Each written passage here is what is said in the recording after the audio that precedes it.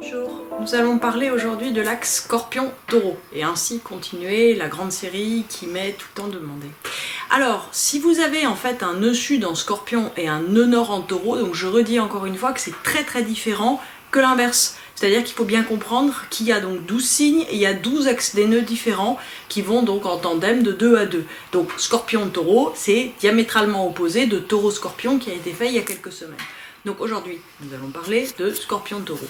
Un nœud sud Scorpion, c'est quelqu'un qui a d'abord beaucoup de mal à juger de ses priorités. C'est quelqu'un de très intense, qui s'engage énormément, qui est tout le temps dans le fait d'essayer d'une certaine manière de mettre de l'intensité, mettre une très grande détermination dans sa manière d'être et qui, au final, se retrouve submergé. Et qu'est-ce qu'il fait ? Notre Scorpion Taureau, quand il est submergé, au lieu de mettre de l'ordre, il continue à promettre, il continue à se déstructurer en mille choses, et il continue d'une certaine manière à essayer de tout vivre avec intensité et en s'affranchissant des codes. C'est une autre chose qui est très importante sur le nœud sud en Scorpion, c'est qu'il déteste d'une certaine manière avoir à rendre des comptes. C'est-à-dire qu'il ne veut pas être dépendant de l'argent, il ne veut pas être dépendant des plannings, il ne veut pas être dépendant non plus des cadres sociaux, des codes. Il veut récapituler, tout refaire complètement à sa manière, à sa façon. Alors, ça fait des personnalités qui sont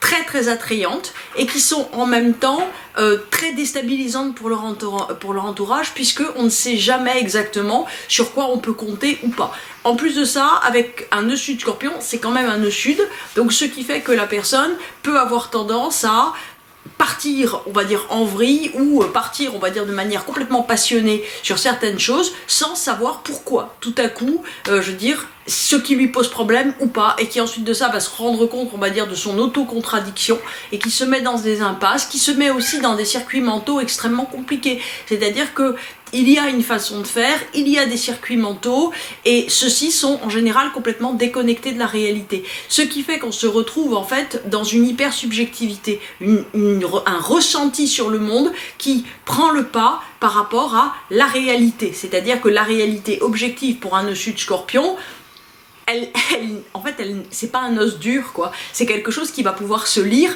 d'une manière à chaque fois complètement différente. Donc, ce qui veut dire que la personne va passer énormément de temps à essayer de décortiquer, d'expliquer, de savoir, on va dire, par quel angle prendre les choses, de manière toujours à pouvoir quoi ? À pouvoir intensifier les choses, à pouvoir se passionner. Il y a aussi une logique d'excellence qui est très importante dans le nœud sud Scorpion. Cette logique d'excellence est souvent tout à fait déconnectée par rapport à la réalité. C'est-à-dire qu'il y a une volonté d'être fidèle à ses valeurs, fidèle à son anticonformisme. En même temps, cet anticonformisme n'est pas forcément perçu comme tel. Alors que toute la rectification, c'est en fait quelque chose qui va être terrible pour un nœud sud Scorpion.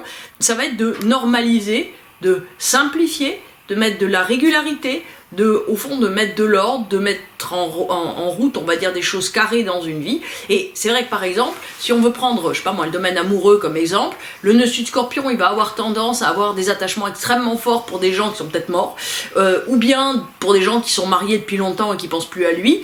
Et dans l'autre cas, effectivement, on lui demande de tout simplement créer des liens, un lien, non pas des, mais un lien stable avec une personne qui soit normale, on va dire, c'est-à-dire qui en fait ait un métier et une vie et des critères, on va dire, assez classiques et qu'il n'y ait rien, on va dire, de si intense, de si passionné, de si original.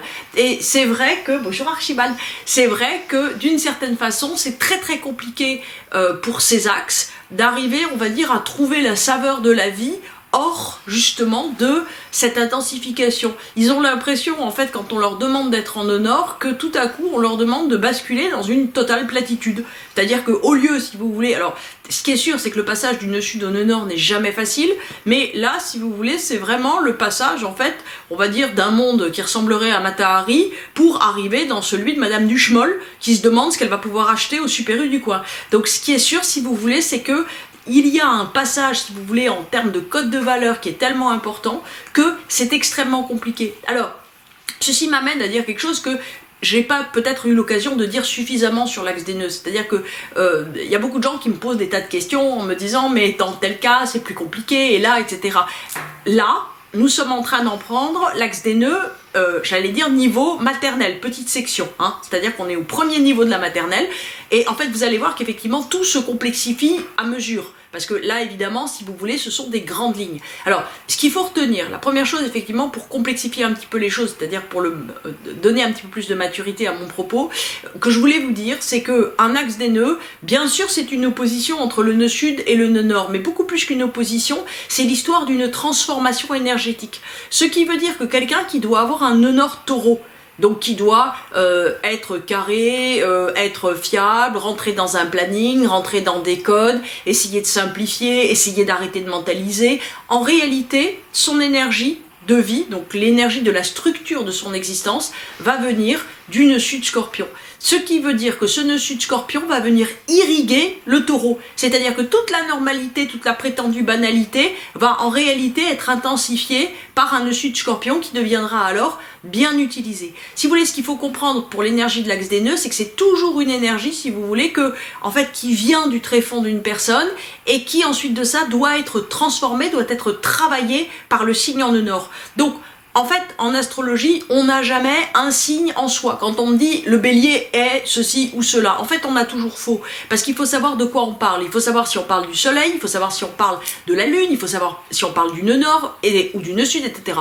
L'axe des nœuds, en tout cas, c'est une dynamique. Ce qui veut dire, si vous voulez, que le nœud sud, quelque part, génère et nourrit le nœud nord d'une certaine manière, ça fait beaucoup de manières, d'une manière, en fait, à irriguer une énergie par une autre. Donc on est dans quelque chose qui est beaucoup plus profond. Donc, chers amis nœud sud scorpion, n'ayez pas peur, on va dire, d'être abrasé, normalisé, abéti en fait par un nœud nord taureau. Vous serez juste, assimilable à la société, compréhensible. Parce que le gros problème d'un nœud sud scorpion, c'est qu'en général un nœud sud scorpion devient quelqu'un qui a du mal à être lu, qui a du mal à être compris, dont on a l'impression qu'il est dans une hyper-subjectivité, dans une hyper-réactivité, dans quelque chose qui est quelquefois hyper passionné par rapport à son existence, mais qui en fin de compte, si vous voulez, est totalement virtuel. C'est-à-dire qu'on a la sensation de quelqu'un qui, d'une certaine manière, a inventé sa vie à l'écart de la vie réelle, avec tout le problème, parce que quelqu'un, par exemple, qui a un nœud sud scorpion,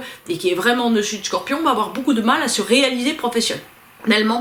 Par exemple, puisque quand il a un nœud sud scorpion, il va se dire mais pour moi peu importe l'argent, peu importe la reconnaissance, si j'ai vraiment de la valeur on viendra me chercher, et en fait de fait non, puisque le nœud nord taureau indique qu'il faut savoir négocier un salaire ou dire ce qu'on veut avoir, ou qu'il va falloir concrètement également se positionner parmi des collègues ou dans une hiérarchie, ou j'allais dire par rapport à des clients, mais que quoi qu'il en soit, on est obligé, si vous voulez, de ne pas supposer que le positionnement se fera de soi. C'est-à-dire que le nœud nord taureau indique toute la notion de moyens. Qu'est-ce que vous allez faire pour réaliser ça? Vous voulez telle vie? Le nœud sud scorpion veut telle exigence de vie, telle réussite. Ok, qu'est-ce qu'il met en œuvre comme moyen concret pour le réaliser? C'est toute la question de cet axe des nœuds. L'histoire, on va dire, du moyen concret.